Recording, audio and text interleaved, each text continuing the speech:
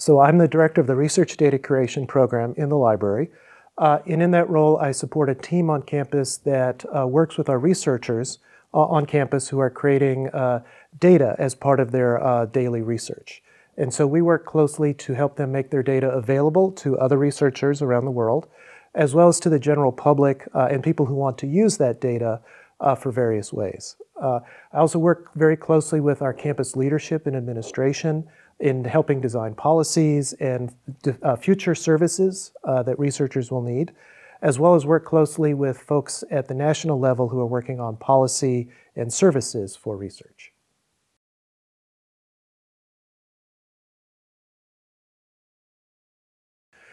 I think we're actually going to have a pretty important role in a number of ways.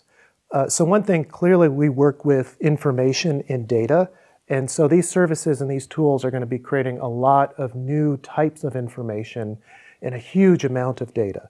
And so we're going to be expected to help take this data in, make it understandable, share it with the people who are coming to our libraries, whether physically or online, and to help them understand what it is and how does it work and how is it maybe different than data or information that's created by traditional researchers, say, in labs and things like that. We will also be looking closely at how students are using it in classrooms. That's a big question right now, is what role that's going to have and what they're going to be allowed to do. And that's going to be an important part of the policies and the services that we have in our libraries.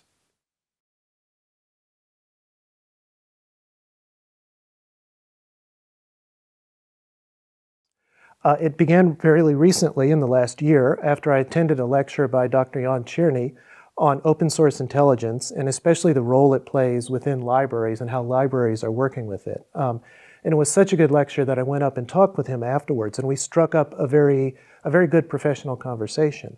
And he ended up visiting our library in San Diego last year, and we were talking, and I had the opportunity to come here and give a lecture here on campus. And that's been a very rewarding experience because we're working in many of the same fields, but in many different ways, and looking at many different outcomes and expectations.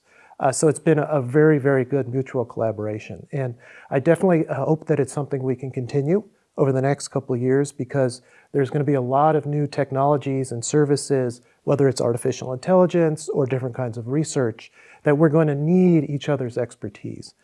So I really hope we can continue our collaboration.